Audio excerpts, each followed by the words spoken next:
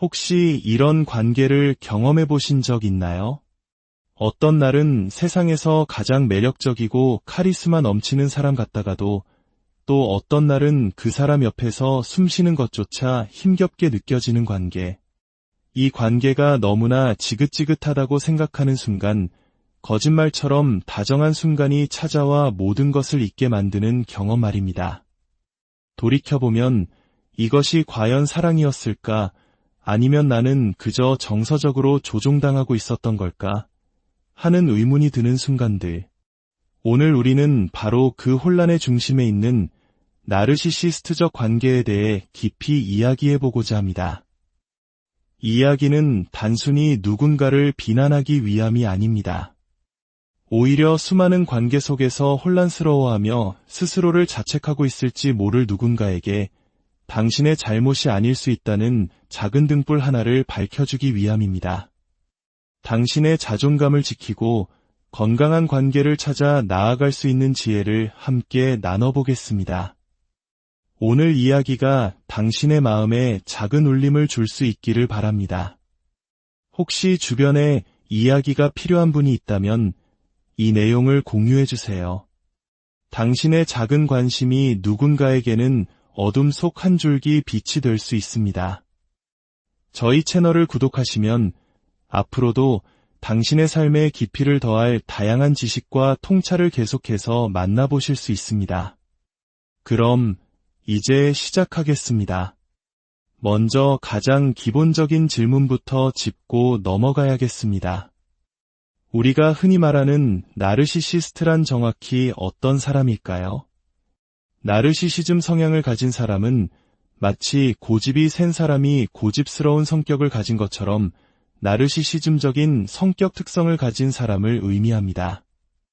이는 흑백 논리처럼 나르시시스트다, 아니다로 나눌 수 있는 것이 아니라 그 정도와 형태가 다양한 스펙트럼으로 존재합니다. 이들의 가장 핵심적인 특징은 바로 공감 능력의 결여입니다. 공감 능력이 아예 없는 것은 아니지만 매우 낮고 선택적입니다.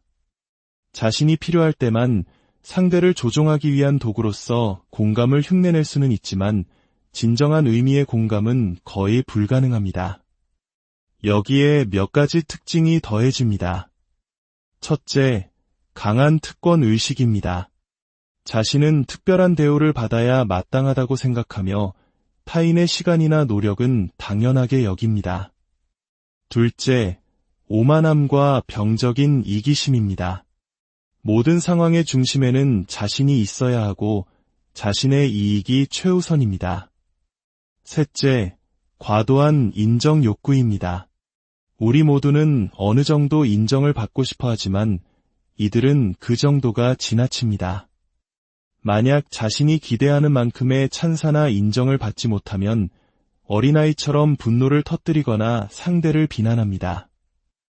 이들은 강한 감정을 다루는데 매우 서툽니다.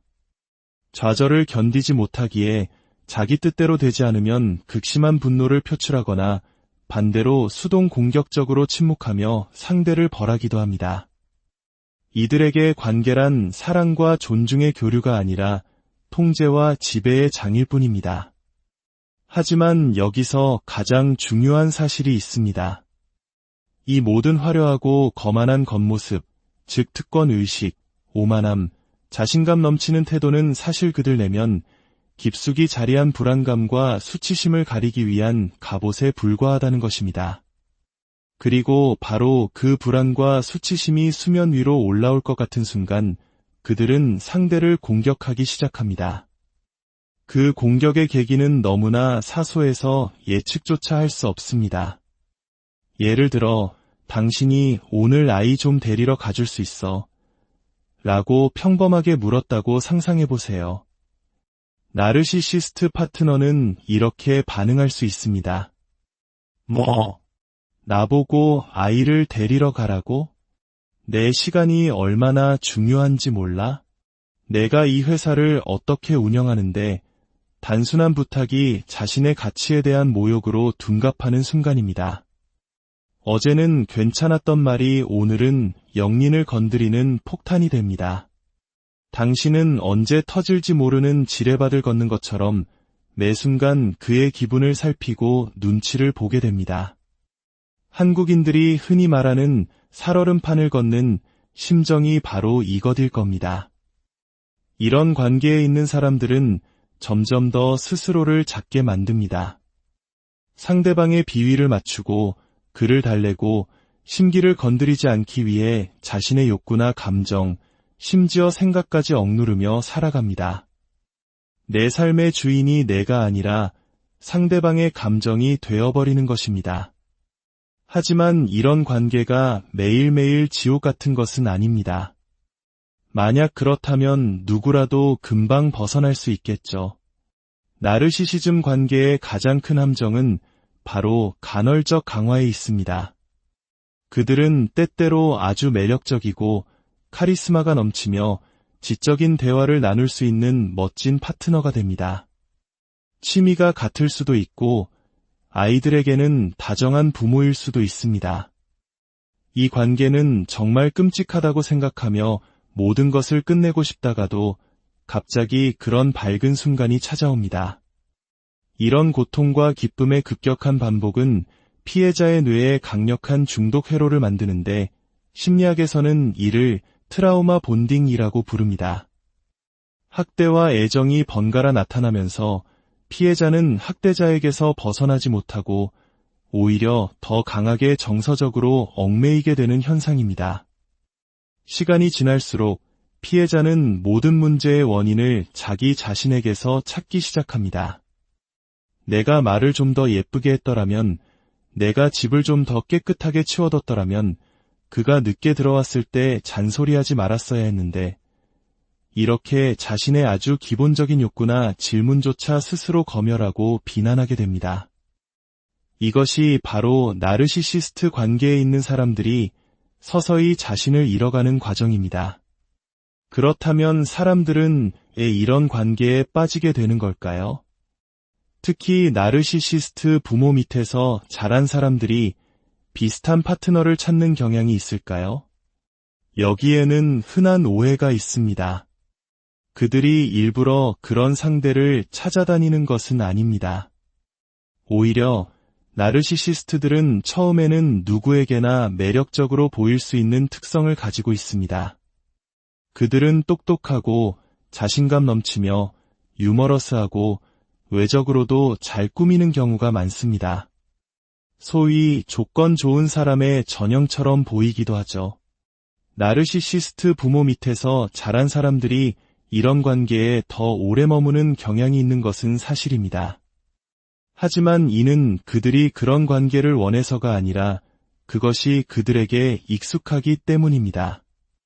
사랑이란 원래 이렇게 노력해서 얻어야 하는 거야. 누구도 나를 무조건적으로 사랑해주진 않을 거야. 와 같은 생각이 내면에 깊이 자리 잡고 있기 때문에 비정상적인 관계를 정상적인 것으로 받아들이고 더 오래 견디게 되는 것입니다. 우리가 나르시시즘을 이해하기 위해 반드시 알아야 할 또 다른 중요한 점은 나르시시즘이 단 하나의 모습으로 나타나지 않는다는 사실입니다. 흔히들 떠올리는 자신을 과시하고 뽐내는 과대형 나르시시스트는 여러 유형 중 하나일 뿐입니다. 첫 번째는 앞서 말한 과대형 나르시시스트입니다. 가장 전형적인 모습으로 외향적이고 매력적이며 항상 주목받고 싶어 합니다. 자신의 성공과 능력을 끊임없이 자랑하며 다른 사람들을 자신의 위대함을 비추는 거울로만 여깁니다. 두 번째는 취약형 나르시시스트입니다. 이들은 겉으로 나르시시스트처럼 보이지 않습니다. 오히려 수줍어하고 불안해하며 세상의 피해자인 척 행동합니다. 왜 나한테만 이런 일이 생기지? 아무도 나를 이해해주지 않아 와 같은 말을 입에 달고 살며 동정심을 유발하여 상대를 통제하려고 합니다. 이들의 파트너는 연민과 죄책감 때문에 관계를 떠나기 더 어려워하기도 합니다. 세 번째는 공동체형 나르시시스트입니다. 특히 체면과 사회적 평판을 중시하는 우리 문화에서 주의 깊게 살펴봐야 할 유형입니다. 이들은 봉사활동, 기부, 사회운동 등 이타적인 활동을 통해 자신의 나르시시즘적 욕구를 채웁니다. 밖에서는 우리 지역 사회의 기둥, 천사 같은 사람으로 칭송받지만 정작 가장 가까운 가족에게는 무관심하거나 냉담하고 혹독하게 대합니다. 이들의 파트너는 주변의 모든 사람이 당신은 정말 좋은 사람과 함께 있어서 행운이야 라고 말하기 때문에 자신의 고통을 의심하고 문제가 있는 것은 나 자신이라고 생각하게 되어 극심한 혼란을 겪습니다. 마지막으로 가장 위험한 악성 나르시시스트가 있습니다. 이는 나르시시즘 스펙트럼의 가장 끝에 있으며 반사회적 성향, 가학성, 편집증적 성향을 동반합니다. 그들은 상대를 착취하고 조종하는 데 거리낌이 없으며 때로는 신체적, 경제적 학대를 포함한 심각한 위험을 초래할 수 있습니다. 상담 전문가들이 나르시시스트 관계의 피해자를 알아보는 중요한 단서가 하나 있습니다. 그들은 상담실에 들어와서 내 파트너는 정말 최악이에요. 거짓말쟁이에 이기적이죠. 라고 상대방을 비난하지 않습니다. 오히려 그들은 이렇게 말합니다. 제가 뭘 잘못하고 있는지 모르겠어요. 너무 혼란스러워요. 도대체 저한테 무슨 문제가 있는 걸까요? 모든 화살이 자기 자신을 향해 있습니다. 이것이 바로 가스라이팅과 정서적 학대의 오랜 결과입니다. 자신의 현실 감각과 판단력을 의심하게 되고 모든 문제의 원인을 자기 내부에서 찾게 되는 것입니다. 만약 누군가가 관계의 어려움을 이야기하며 끊임없이 자책하고 혼란스러워한다면 우리는 그 관계의 이면에 무엇이 있는지 조심스럽게 살펴볼 필요가 있습니다. 특히 중년기에 접어든 여성들은 나르시시스트 관계에 더 취약해지거나 기존의 관계에서 더 큰 어려움을 겪을 수 있습니다. 젊은 시절에는 결혼, 출산, 경력 개발이라는 사회적 압박이 있었다면 50대에서 60대에 이르면 남은 인생을 함께할 동반자를 찾아야 한다는 새로운 종류의 압박이 찾아옵니다. 특히 오랜 결혼 생활을 끝내고 다시 연애 시장에 나온 경우 이런 압박감은 잘못된 선택을 하게 만드는 위험 요소가 될 수 있습니다. 요즘 많은 만남이 이루어지는 데이팅 앱은 나르시시스트들이 자신의 매력을 과시하기에 최적의 장소입니다. 그들은 가장 멋진 사진과 그럴듯한 말로 완벽한 프로필을 꾸미는 데 능숙합니다. 여기에 시간적 압박감을 느끼는 중년 여성은 그들의 화려한 겉모습에 쉽게 현혹될 수 있습니다. 또한 오랜 기간 나르시시스트 파트너와 함께 살아온 여성들은 갱년기를 겪으며 더 큰 위기에 직면합니다. 신체적, 감정적으로 힘든 변화를 겪을 때 건강한 파트너라면 지지하고 공감해주겠지만 나르시시스트 파트너는 이를 공격의 빌미로 삼습니다. 당신 요즘 호르몬 때문에 너무 예민해. 감정 기복이 왜 이렇게 심해? 이러니까 당신이랑 대화를 못하겠다는 거야. 이런 말들은 이미 위축되어 있는 여성의 자존감을 더욱 짓밟습니다. 심지어 파트너는 이러한 변화를 핑계로 더 젊은 사람에게 가겠다는 식의 암시를 하며 상대를 불안하게 만듭니다. 가장 큰 비극은 많은 여성들이 그래도 늙으면 이 사람이 나를 돌봐주겠지라는 막연한 기대로 유독한 관계를 견딘다는 점입니다. 하지만 분명히 말씀드릴 수 있는 것은 나르시시스트는 절대 당신의 돌봄 제공자가 되어주지 않는다는 사실입니다. 그들은 당신의 건강이 나빠지면 당신을 짐으로 여기고 불편해할 뿐입니다. 50년 동안 관계에 투자했다고 해서 노년에 그에 대한 보상을 받을 수 있을 거라는 생각은 위험한 착각입니다. 차라리 그 시간에 나의 친구들과 건강한 사회적 관계망을 만드는 것이 훨씬 현명한 노후 대비책일 것입니다. 그렇다면 우리는 어떻게 해야 할까요? 만약 당신이 나르시시스트 관계에 있거나 새로운 관계를 시작하려 한다면 무엇을 기억해야 할까요? 전문가들이 공통적으로 하는 조언은 천천히 가라는 것입니다. 관계를 너무 서두르지 마세요. 상대방이 당신은 왜 이렇게 속도가 느려? 나랑 진지한 관계를 맺을 생각이 없는 거 아냐? 라며 당신을 압박한다면 그것이야말로 당신의 속도를 조종하려는 위험 신호일 수 있습니다. 그리고 중년에 이르렀다면 당신은 이미 당신에게 무엇이 맞고 무엇이 맞지 않는지에 대한 충분한 데이터를 가지고 있습니다.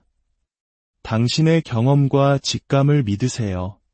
세상의 기준이나 타인의 시선이 아닌 나는 어떤 삶을 살고 싶은가 를 스스로에게 진지하게 물어보아야 합니다. 누군가와 매일 아침 함께 눈을 뜨고 싶은지 아니면 나만의 독립적인 공간을 갖는 것이 더 행복한지 당신의 마음에 귀를 기울여야 합니다. 만약 당신이 현재 나르시시스트 관계를 떠날 수 없는 상황이라면 완전한 수용에서부터 시작해야 합니다. 그 사람은 변하지 않을 것이라는 현실을 받아들이는 것입니다. 특히 50, 60대가 된 나르시시스트는 더욱 변할 가능성이 희박합니다. 그들이 언젠가는 내 마음을 알아줄 것이라는 헛된 기대를 버리세요. 그들과 감정적으로 논쟁하는 것을 멈추세요. 그들은 지난 30년간 당신의 말을 듣지 않았습니다. 지금이라고 들을 리가 없습니다. 대신 그 에너지로 당신 자신의 삶을 가꾸는 데 집중하세요. 당신이 그 관계 안에서 더 이상 작아지지 않고 당신만의 꽃을 피우기 시작할 때 역설적으로 변화의 가능성이 열릴 수도 있습니다. 기억하세요. 당신의 잘못이 아닙니다. 당신은 혼란스러워할 필요도 스스로를 자책할 필요도 없습니다. 당신은 존중받고 사랑받을 자격이 충분한 사람입니다. 어두운 터널 속에 갇혀 있다고 느껴진다면 그 터널의 끝에는 반드시 빛이 있다는 사실을 잊지 마십시오. 당신의 삶의 주도권을 되찾고 진정한 행복을 향해 나아갈 용기를 내시길 혹시 이런 관계를 경험해 보신 적 있나요? 어떤 날은 세상에서 가장 매력적이고 카리스마 넘치는 사람 같다가도 또 어떤 날은 그 사람 옆에서 숨쉬는 것조차 힘겹게 느껴지는 관계. 이 관계가 너무나 지긋지긋하다고 생각하는 순간 거짓말처럼 다정한 순간이 찾아와 모든 것을 잊게 만드는 경험 말입니다. 돌이켜보면 이것이 과연 사랑이었을까? 아니면 나는 그저 정서적으로 조종당하고 있었던 걸까? 하는 의문이 드는 순간들.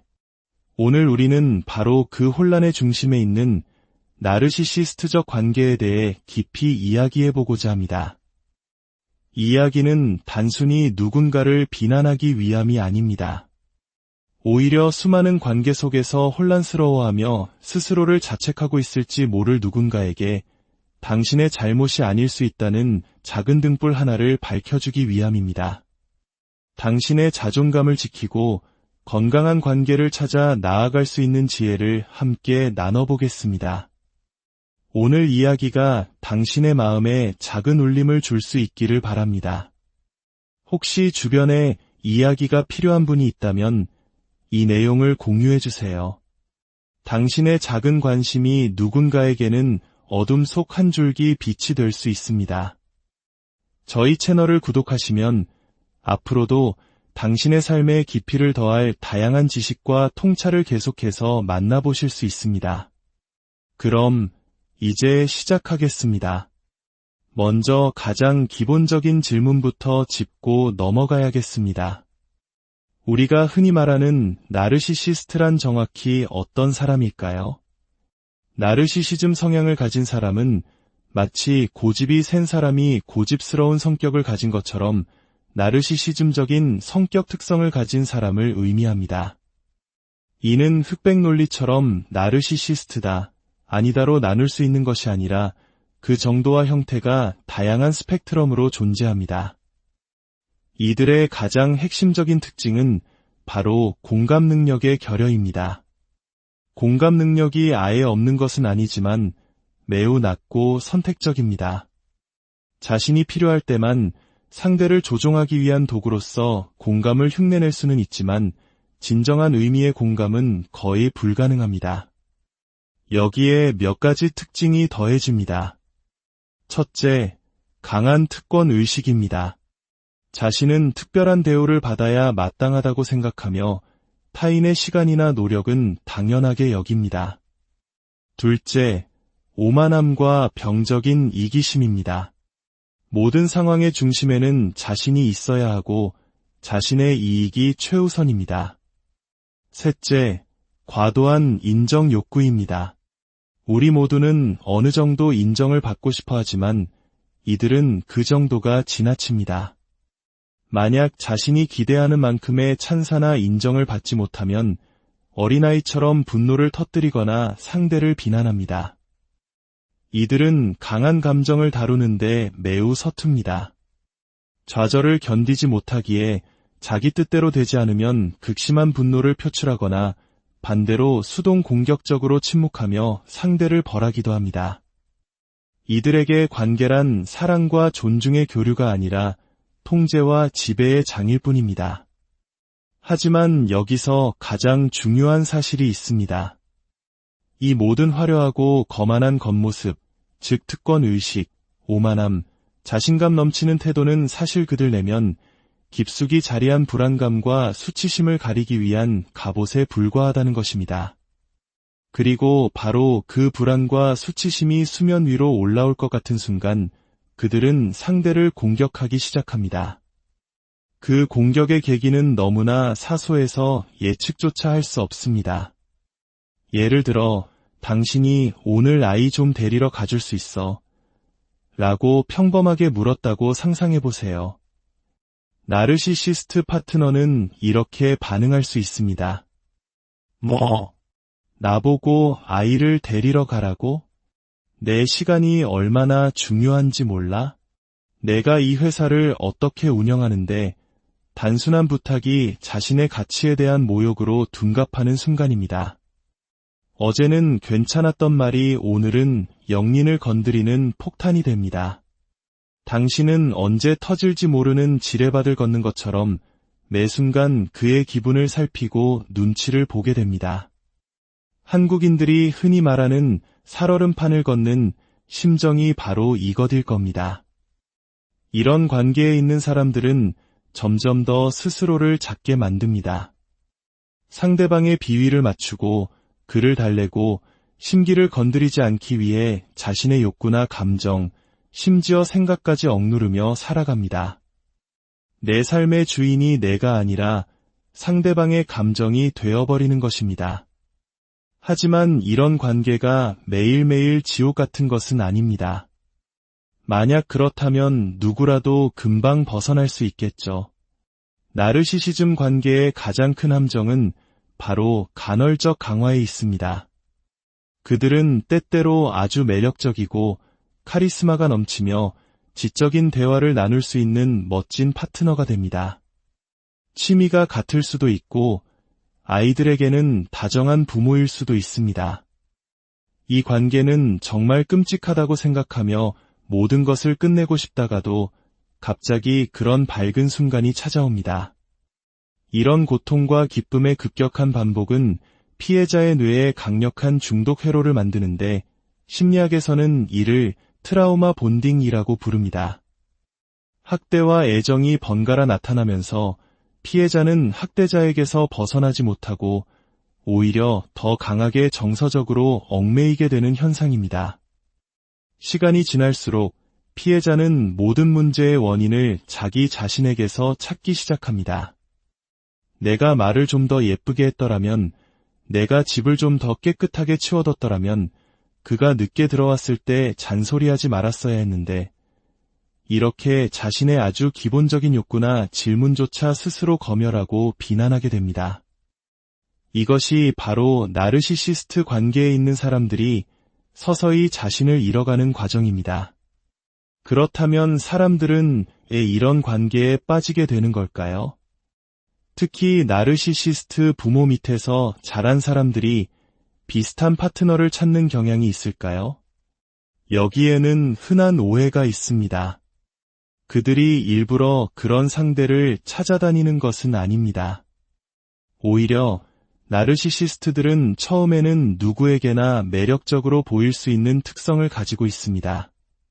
그들은 똑똑하고 자신감 넘치며 유머러스하고 외적으로도 잘 꾸미는 경우가 많습니다. 소위 조건 좋은 사람의 전형처럼 보이기도 하죠. 나르시시스트 부모 밑에서 자란 사람들이 이런 관계에 더 오래 머무는 경향이 있는 것은 사실입니다.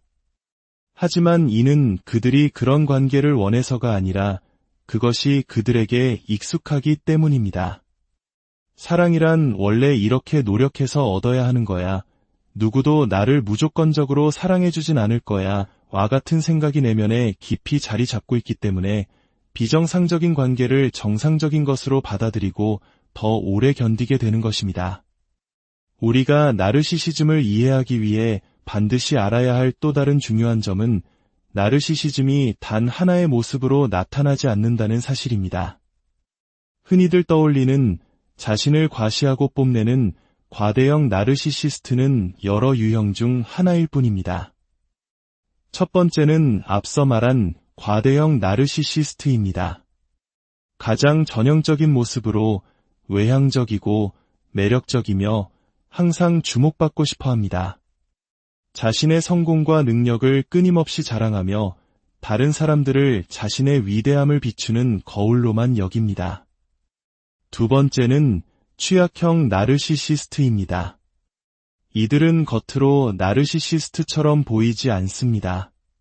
오히려 수줍어하고 불안해하며 세상의 피해자인 척 행동합니다.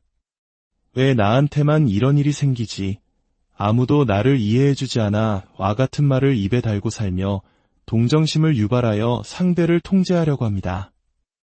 이들의 파트너는 연민과 죄책감 때문에 관계를 떠나기 더 어려워하기도 합니다. 세 번째는 공동체형 나르시시스트입니다. 특히 체면과 사회적 평판을 중시하는 우리 문화에서 주의 깊게 살펴봐야 할 유형입니다. 이들은 봉사활동, 기부, 사회운동 등 이타적인 활동을 통해 자신의 나르시시즘적 욕구를 채웁니다. 밖에서는 우리 지역 사회의 기둥, 천사 같은 사람으로 칭송받지만 정작 가장 가까운 가족에게는 무관심하거나 냉담하고 혹독하게 대합니다. 이들의 파트너는 주변의 모든 사람이 당신은 정말 좋은 사람과 함께 있어서 행운이야 라고 말하기 때문에 자신의 고통을 의심하고 문제가 있는 것은 나 자신이라고 생각하게 되어 극심한 혼란을 겪습니다.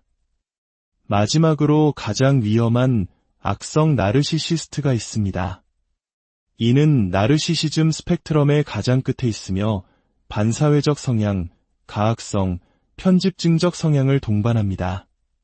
그들은 상대를 착취하고 조종하는 데 거리낌이 없으며 때로는 신체적, 경제적 학대를 포함한 심각한 위험을 초래할 수 있습니다. 상담 전문가들이 나르시시스트 관계의 피해자를 알아보는 중요한 단서가 하나 있습니다. 그들은 상담실에 들어와서 내 파트너는 정말 최악이에요. 거짓말쟁이에 이기적이죠. 라고 상대방을 비난하지 않습니다. 오히려 그들은 이렇게 말합니다. 제가 뭘 잘못하고 있는지 모르겠어요. 너무 혼란스러워요. 도대체 저한테 무슨 문제가 있는 걸까요? 모든 화살이 자기 자신을 향해 있습니다. 이것이 바로 가스라이팅과 정서적 학대의 오랜 결과입니다. 자신의 현실 감각과 판단력을 의심하게 되고 모든 문제의 원인을 자기 내부에서 찾게 되는 것입니다. 만약 누군가가 관계의 어려움을 이야기하며 끊임없이 자책하고 혼란스러워한다면 우리는 그 관계의 이면에 무엇이 있는지 조심스럽게 살펴볼 필요가 있습니다. 특히 중년기에 접어든 여성들은 나르시시스트 관계에 더 취약해지거나 기존의 관계에서 더 큰 어려움을 겪을 수 있습니다. 젊은 시절에는 결혼, 출산, 경력 개발이라는 사회적 압박이 있었다면 50대에서 60대에 이르면 남은 인생을 함께할 동반자를 찾아야 한다는 새로운 종류의 압박이 찾아옵니다.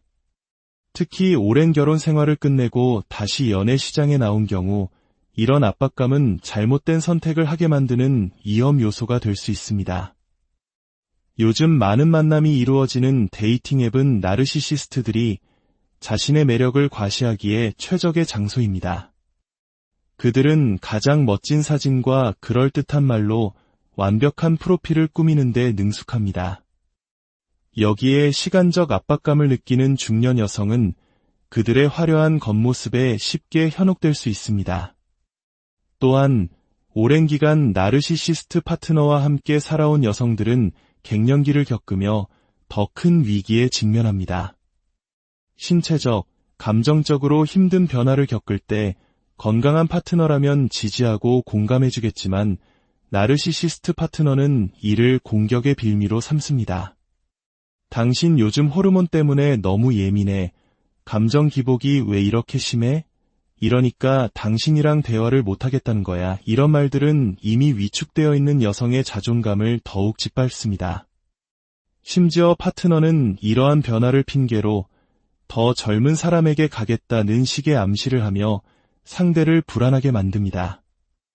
가장 큰 비극은 많은 여성들이 그래도 늙으면 이 사람이 나를 돌봐주겠지라는 막연한 기대로 유독한 관계를 견딘다는 점입니다. 하지만 분명히 말씀드릴 수 있는 것은 나르시시스트는 절대 당신의 돌봄 제공자가 되어주지 않는다는 사실입니다. 그들은 당신의 건강이 나빠지면 당신을 짐으로 여기고 불편해할 뿐입니다. 50년 동안 관계에 투자했다고 해서 노년에 그에 대한 보상을 받을 수 있을 거라는 생각은 위험한 착각입니다.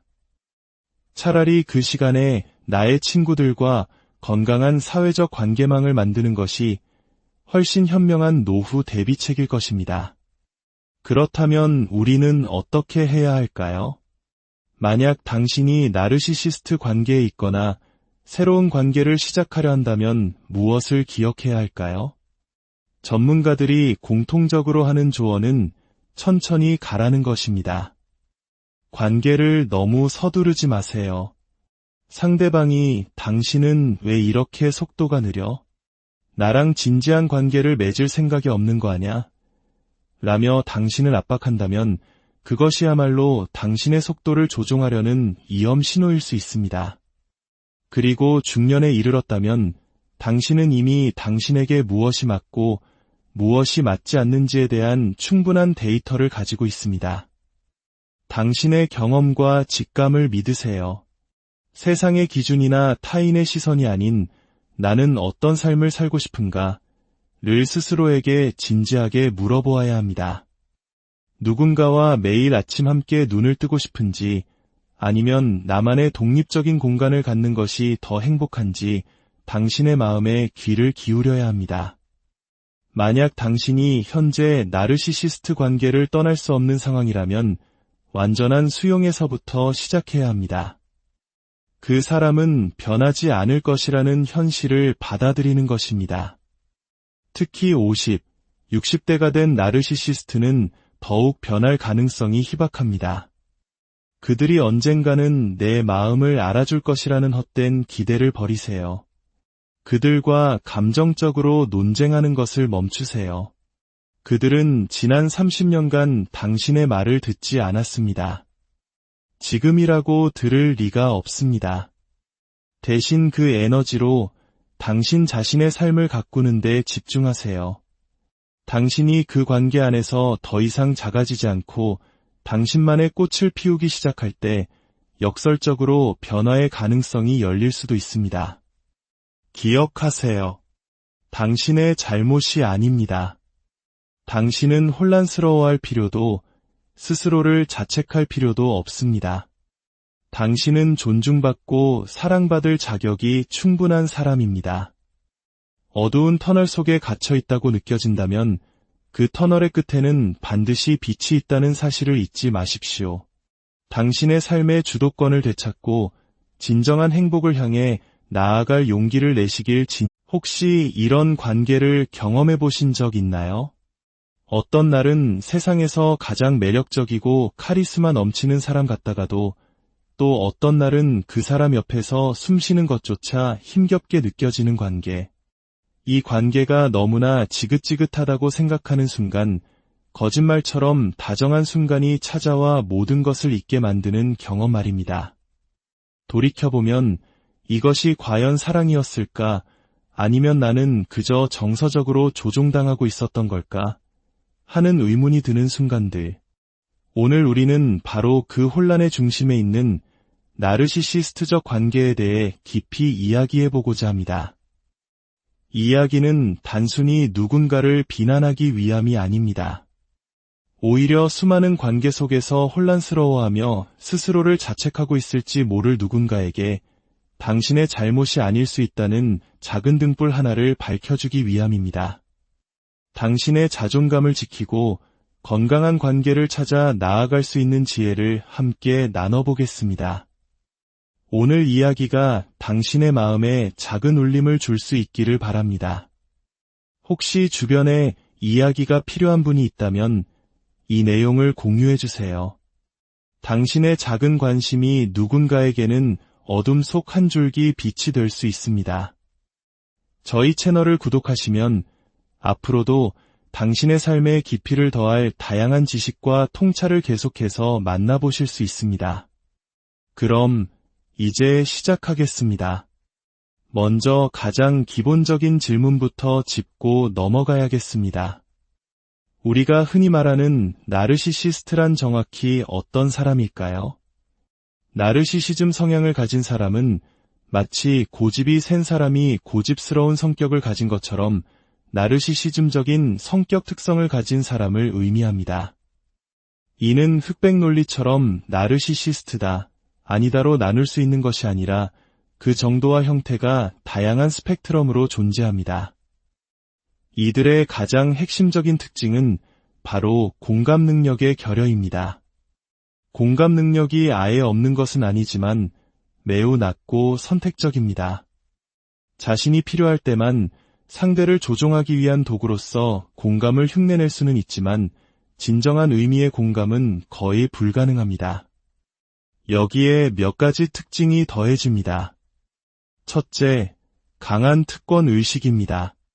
자신은 특별한 대우를 받아야 마땅하다고 생각하며 타인의 시간이나 노력은 당연하게 여깁니다. 둘째, 오만함과 병적인 이기심입니다. 모든 상황의 중심에는 자신이 있어야 하고 자신의 이익이 최우선입니다. 셋째, 과도한 인정 욕구입니다. 우리 모두는 어느 정도 인정을 받고 싶어 하지만 이들은 그 정도가 지나칩니다. 만약 자신이 기대하는 만큼의 찬사나 인정을 받지 못하면 어린아이처럼 분노를 터뜨리거나 상대를 비난합니다. 이들은 강한 감정을 다루는데 매우 서툽니다. 좌절을 견디지 못하기에 자기 뜻대로 되지 않으면 극심한 분노를 표출하거나 반대로 수동 공격적으로 침묵하며 상대를 벌하기도 합니다. 이들에게 관계란 사랑과 존중의 교류가 아니라 통제와 지배의 장일 뿐입니다. 하지만 여기서 가장 중요한 사실이 있습니다. 이 모든 화려하고 거만한 겉모습, 즉 특권의식, 오만함, 자신감 넘치는 태도는 사실 그들 내면 깊숙이 자리한 불안감과 수치심을 가리기 위한 갑옷에 불과하다는 것입니다. 그리고 바로 그 불안과 수치심이 수면 위로 올라올 것 같은 순간 그들은 상대를 공격하기 시작합니다. 그 공격의 계기는 너무나 사소해서 예측조차 할 수 없습니다. 예를 들어 당신이 오늘 아이 좀 데리러 가줄 수 있어? 라고 평범하게 물었다고 상상해보세요. 나르시시스트 파트너는 이렇게 반응할 수 있습니다. 뭐? 나보고 아이를 데리러 가라고? 내 시간이 얼마나 중요한지 몰라? 내가 이 회사를 어떻게 운영하는데 단순한 부탁이 자신의 가치에 대한 모욕으로 둔갑하는 순간입니다. 어제는 괜찮았던 말이 오늘은 영린을 건드리는 폭탄이 됩니다. 당신은 언제 터질지 모르는 지뢰밭을 걷는 것처럼 매 순간 그의 기분을 살피고 눈치를 보게 됩니다. 한국인들이 흔히 말하는 살얼음판을 걷는 심정이 바로 이것일 겁니다. 이런 관계에 있는 사람들은 점점 더 스스로를 작게 만듭니다. 상대방의 비위를 맞추고 그를 달래고 심기를 건드리지 않기 위해 자신의 욕구나 감정, 심지어 생각까지 억누르며 살아갑니다. 내 삶의 주인이 내가 아니라 상대방의 감정이 되어버리는 것입니다. 하지만 이런 관계가 매일매일 지옥 같은 것은 아닙니다. 만약 그렇다면 누구라도 금방 벗어날 수 있겠죠. 나르시시즘 관계의 가장 큰 함정은 바로 간헐적 강화에 있습니다. 그들은 때때로 아주 매력적이고 카리스마가 넘치며 지적인 대화를 나눌 수 있는 멋진 파트너가 됩니다. 취미가 같을 수도 있고 아이들에게는 다정한 부모일 수도 있습니다. 이 관계는 정말 끔찍하다고 생각하며 모든 것을 끝내고 싶다가도 갑자기 그런 밝은 순간이 찾아옵니다. 이런 고통과 기쁨의 급격한 반복은 피해자의 뇌에 강력한 중독 회로를 만드는데 심리학에서는 이를 트라우마 본딩이라고 부릅니다. 학대와 애정이 번갈아 나타나면서 피해자는 학대자에게서 벗어나지 못하고 오히려 더 강하게 정서적으로 얽매이게 되는 현상입니다. 시간이 지날수록 피해자는 모든 문제의 원인을 자기 자신에게서 찾기 시작합니다.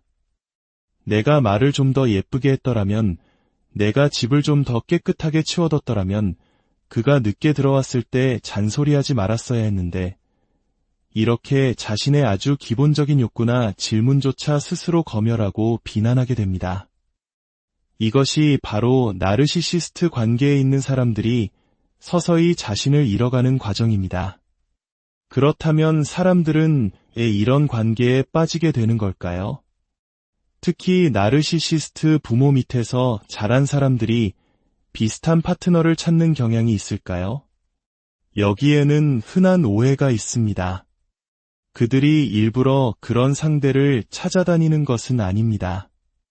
오히려 나르시시스트들은 처음에는 누구에게나 매력적으로 보일 수 있는 특성을 가지고 있습니다. 그들은 똑똑하고 자신감 넘치며 유머러스하고 외적으로도 잘 꾸미는 경우가 많습니다. 소위 조건 좋은 사람의 전형처럼 보이기도 하죠. 나르시시스트 부모 밑에서 자란 사람들이 이런 관계에 더 오래 머무는 경향이 있는 것은 사실입니다. 하지만 이는 그들이 그런 관계를 원해서가 아니라 그것이 그들에게 익숙하기 때문입니다. 사랑이란 원래 이렇게 노력해서 얻어야 하는 거야, 누구도 나를 무조건적으로 사랑해주진 않을 거야 와 같은 생각이 내면에 깊이 자리 잡고 있기 때문에 비정상적인 관계를 정상적인 것으로 받아들이고 더 오래 견디게 되는 것입니다.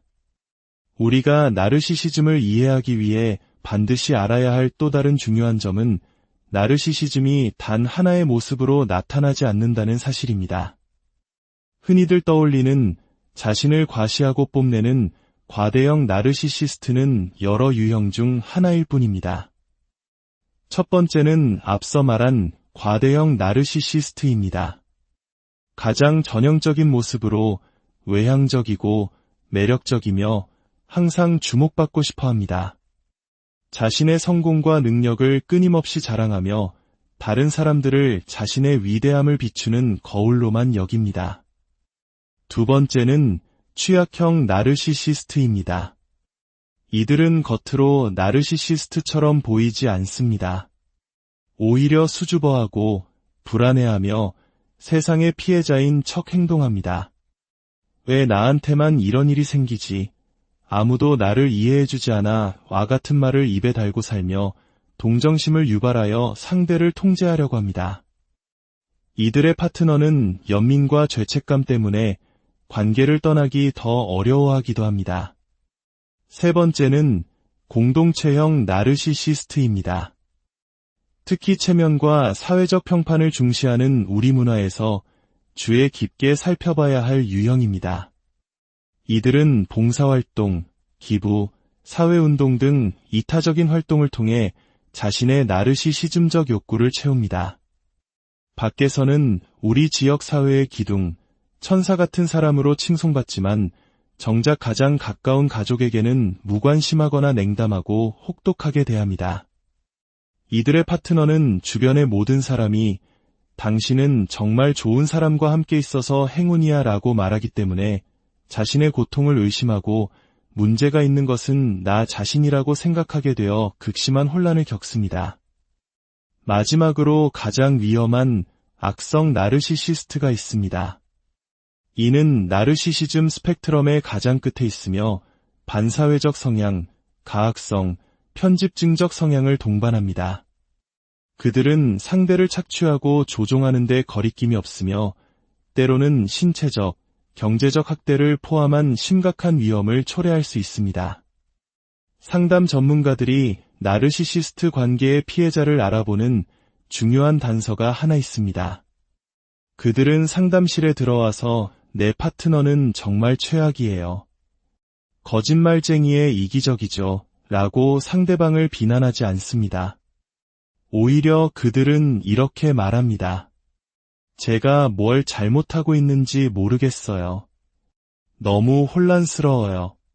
도대체 저한테 무슨 문제가 있는 걸까요? 모든 화살이 자기 자신을 향해 있습니다. 이것이 바로 가스라이팅과 정서적 학대의 오랜 결과입니다. 자신의 현실 감각과 판단력을 의심하게 되고 모든 문제의 원인을 자기 내부에서 찾게 되는 것입니다. 만약 누군가가 관계의 어려움을 이야기하며 끊임없이 자책하고 혼란스러워한다면 우리는 그 관계의 이면에 무엇이 있는지 조심스럽게 살펴볼 필요가 있습니다. 특히 중년기에 접어든 여성들은 나르시시스트 관계에 더 취약해지거나 기존의 관계에서 더 큰 어려움을 겪을 수 있습니다.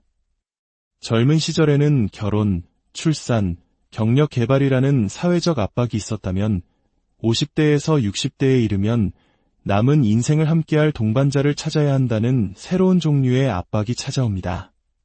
특히 오랜 결혼 생활을 끝내고 다시 연애 시장에 나온 경우 이런 압박감은 잘못된 선택을 하게 만드는 위험 요소가 될 수 있습니다. 요즘 많은 만남이 이루어지는 데이팅 앱은 나르시시스트들이 자신의 매력을 과시하기에 최적의 장소입니다. 그들은 가장 멋진 사진과 그럴듯한 말로 완벽한 프로필을 꾸미는 데 능숙합니다. 여기에 시간적 압박감을 느끼는 중년 여성은 그들의 화려한 겉모습에 쉽게 현혹될 수 있습니다. 또한 오랜 기간 나르시시스트 파트너와 함께 살아온 여성들은 갱년기를 겪으며 더 큰 위기에 직면합니다. 신체적, 감정적으로 힘든 변화를 겪을 때 건강한 파트너라면 지지하고 공감해주겠지만 나르시시스트 파트너는 이를 공격의 빌미로 삼습니다. 당신 요즘 호르몬 때문에 너무 예민해. 감정 기복이 왜 이렇게 심해? 이러니까 당신이랑 대화를 못하겠다는 거야. 이런 말들은 이미 위축되어 있는 여성의 자존감을 더욱 짓밟습니다. 심지어 파트너는 이러한 변화를 핑계로 더 젊은 사람에게 가겠다는 식의 암시를 하며 상대를 불안하게 만듭니다. 가장 큰 비극은 많은 여성들이 그래도 늙으면 이 사람이 나를 돌봐주겠지라는 막연한 기대로 유독한 관계를 견딘다는 점입니다. 하지만 분명히 말씀드릴 수 있는 것은 나르시시스트는 절대 당신의 돌봄 제공자가 되어주지 않는다는 사실입니다. 그들은 당신의 건강이 나빠지면 당신을 짐으로 여기고 불편해할 뿐입니다. 50년 동안 관계에 투자했다고 해서 노년에 그에 대한 보상을 받을 수 있을 거라는 생각은 위험한 착각입니다. 차라리 그 시간에 나의 친구들과 건강한 사회적 관계망을 만드는 것이 훨씬 현명한 노후 대비책일 것입니다. 그렇다면 우리는 어떻게 해야 할까요? 만약 당신이 나르시시스트 관계에 있거나 새로운 관계를 시작하려 한다면 무엇을 기억해야 할까요? 전문가들이 공통적으로 하는 조언은 천천히 가라는 것입니다. 관계를 너무 서두르지 마세요. 상대방이 당신은 왜 이렇게 속도가 느려? 나랑 진지한 관계를 맺을 생각이 없는 거 아냐? 라며 당신을 압박한다면 그것이야말로 당신의 속도를 조종하려는 위험 신호일 수 있습니다. 그리고 중년에 이르렀다면 당신은 이미 당신에게 무엇이 맞고 무엇이 맞지 않는지에 대한 충분한 데이터를 가지고 있습니다. 당신의 경험과 직감을 믿으세요. 세상의 기준이나 타인의 시선이 아닌 나는 어떤 삶을 살고 싶은가? 를 스스로에게 진지하게 물어보아야 합니다. 누군가와 매일 아침 함께 눈을 뜨고 싶은지 아니면 나만의 독립적인 공간을 갖는 것이 더 행복한지 당신의 마음에 귀를 기울여야 합니다. 만약 당신이 현재 나르시시스트 관계를 떠날 수 없는 상황이라면 완전한 수용에서부터 시작해야 합니다. 그 사람은 변하지 않을 것이라는 현실을 받아들이는 것입니다. 특히 50, 60대가 된 나르시시스트는 더욱 변할 가능성이 희박합니다. 그들이 언젠가는 내 마음을 알아줄 것이라는 헛된 기대를 버리세요. 그들과 감정적으로 논쟁하는 것을 멈추세요. 그들은 지난 30년간 당신의 말을 듣지 않았습니다. 지금이라고 들을 리가 없습니다. 대신 그 에너지로 당신 자신의 삶을 가꾸는 데 집중하세요. 당신이 그 관계 안에서 더 이상 작아지지 않고 당신만의 꽃을 피우기 시작할 때 역설적으로 변화의 가능성이 열릴 수도 있습니다. 기억하세요. 당신의 잘못이 아닙니다. 당신은 혼란스러워할 필요도 스스로를 자책할 필요도 없습니다. 당신은 존중받고 사랑받을 자격이 충분한 사람입니다. 어두운 터널 속에 갇혀 있다고 느껴진다면 그 터널의 끝에는 반드시 빛이 있다는 사실을 잊지 마십시오. 당신의 삶의 주도권을 되찾고 진정한 행복을 향해 나아갈 용기를 내시길 혹시 이런 관계를 경험해 보신 적 있나요? 어떤 날은 세상에서 가장 매력적이고 카리스마 넘치는 사람 같다가도 또 어떤 날은 그 사람 옆에서 숨쉬는 것조차 힘겹게 느껴지는 관계. 이 관계가 너무나 지긋지긋하다고 생각하는 순간 거짓말처럼 다정한 순간이 찾아와 모든 것을 잊게 만드는 경험 말입니다. 돌이켜보면 이것이 과연 사랑이었을까? 아니면 나는 그저 정서적으로 조종당하고 있었던 걸까? 하는 의문이 드는 순간들. 오늘 우리는 바로 그 혼란의 중심에 있는 나르시시스트적 관계에 대해 깊이 이야기해보고자 합니다. 이 이야기는 단순히 누군가를 비난하기 위함이 아닙니다. 오히려 수많은 관계 속에서 혼란스러워하며 스스로를 자책하고 있을지 모를 누군가에게 당신의 잘못이 아닐 수 있다는 작은 등불 하나를 밝혀주기 위함입니다. 당신의 자존감을 지키고 건강한 관계를 찾아 나아갈 수 있는 지혜를 함께 나눠보겠습니다. 오늘 이야기가 당신의 마음에 작은 울림을 줄 수 있기를 바랍니다. 혹시 주변에 이야기가 필요한 분이 있다면 이 내용을 공유해주세요.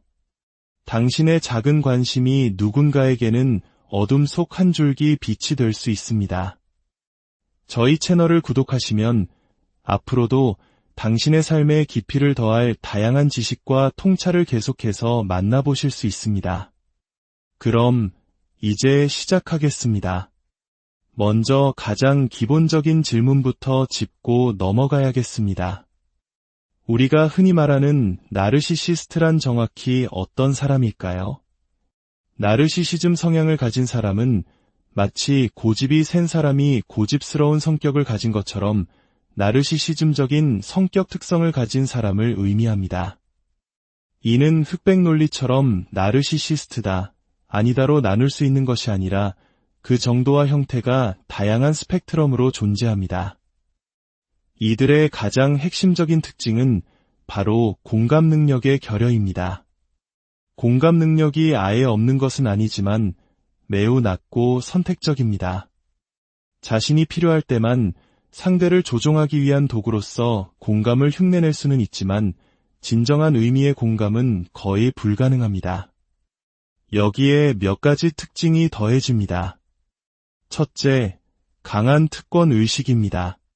자신은 특별한 대우를 받아야 마땅하다고 생각하며 타인의 시간이나 노력은 당연하게 여깁니다. 둘째, 오만함과 병적인 이기심입니다. 모든 상황의 중심에는 자신이 있어야 하고 자신의 이익이 최우선입니다. 셋째, 과도한 인정 욕구입니다. 우리 모두는 어느 정도 인정을 받고 싶어 하지만 이들은 그 정도가 지나칩니다. 만약 자신이 기대하는 만큼의 찬사나 인정을 받지 못하면 어린아이처럼 분노를 터뜨리거나 상대를 비난합니다. 이들은 강한 감정을 다루는데 매우 서툽니다. 좌절을 견디지 못하기에 자기 뜻대로 되지 않으면 극심한 분노를 표출하거나 반대로 수동 공격적으로 침묵하며 상대를 벌하기도 합니다. 이들에게 관계란 사랑과 존중의 교류가 아니라 통제와 지배의 장일 뿐입니다. 하지만 여기서 가장 중요한 사실이 있습니다. 이 모든 화려하고 거만한 겉모습, 즉 특권의식, 오만함, 자신감 넘치는 태도는 사실 그들 내면 깊숙이 자리한 불안감과 수치심을 가리기 위한 갑옷에 불과하다는 것입니다.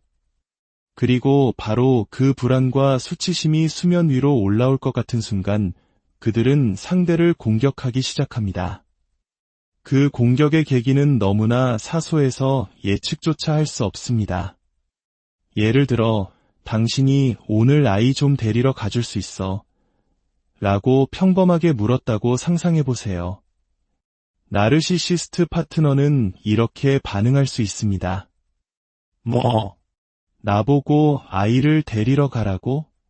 내 시간이 얼마나 중요한지 몰라? 내가 이 회사를 어떻게 운영하는데 단순한 부탁이 자신의 가치에 대한 모욕으로 둔갑하는 순간입니다. 어제는 괜찮았던 말이 오늘은 영린을 건드리는 폭탄이 됩니다. 당신은 언제 터질지 모르는 지뢰밭을 걷는 것처럼 매 순간 그의 기분을 살피고 눈치를 보게 됩니다. 한국인들이 흔히 말하는 살얼음판을 걷는 심정이 바로 이것일 겁니다. 이런 관계에 있는 사람들은 점점 더 스스로를 작게 만듭니다. 상대방의 비위를 맞추고 그를 달래고 심기를 건드리지 않기 위해 자신의 욕구나 감정, 심지어 생각까지 억누르며 살아갑니다. 내 삶의 주인이 내가 아니라 상대방의 감정이 되어버리는 것입니다. 하지만 이런 관계가 매일매일 지옥 같은 것은 아닙니다. 만약 그렇다면 누구라도 금방 벗어날 수 있겠죠. 나르시시즘 관계의 가장 큰 함정은 바로 간헐적 강화에 있습니다. 그들은 때때로 아주 매력적이고 카리스마가 넘치며 지적인 대화를 나눌 수 있는 멋진 파트너가 됩니다. 취미가 같을 수도 있고 아이들에게는 다정한 부모일 수도 있습니다. 이 관계는 정말 끔찍하다고 생각하며 모든 것을 끝내고 싶다가도 갑자기 그런 밝은 순간이 찾아옵니다. 이런 고통과 기쁨의 급격한 반복은 피해자의 뇌에 강력한 중독 회로를 만드는데 심리학에서는 이를 트라우마 본딩이라고 부릅니다. 학대와 애정이 번갈아 나타나면서 피해자는 학대자에게서 벗어나지 못하고 오히려 더 강하게 정서적으로 얽매이게 되는 현상입니다. 시간이 지날수록 피해자는 모든 문제의 원인을 자기 자신에게서 찾기 시작합니다. 내가 말을 좀 더 예쁘게 했더라면, 내가 집을 좀 더 깨끗하게 치워뒀더라면, 그가 늦게 들어왔을 때 잔소리하지 말았어야 했는데, 이렇게 자신의 아주 기본적인 욕구나 질문조차 스스로 검열하고 비난하게 됩니다. 이것이 바로 나르시시스트 관계에 있는 사람들이 서서히 자신을 잃어가는 과정입니다. 그렇다면 사람들은 왜 이런 관계에 빠지게 되는 걸까요? 특히 나르시시스트 부모 밑에서 자란 사람들이 비슷한 파트너를 찾는 경향이 있을까요? 여기에는 흔한 오해가 있습니다. 그들이 일부러 그런 상대를 찾아다니는 것은 아닙니다. 오히려 나르시시스트들은 처음에는 누구에게나 매력적으로 보일 수 있는 특성을 가지고 있습니다. 그들은 똑똑하고 자신감 넘치며 유머러스하고 외적으로도 잘 꾸미는 경우가 많습니다. 소위 조건 좋은 사람의 전형처럼 보이기도 하죠. 나르시시스트 부모 밑에서 자란 사람들이 이런 관계에 더 오래 머무는 경향이 있는 것은 사실입니다. 하지만 이는 그들이 그런 관계를 원해서가 아니라 그것이 그들에게 익숙하기 때문입니다. 사랑의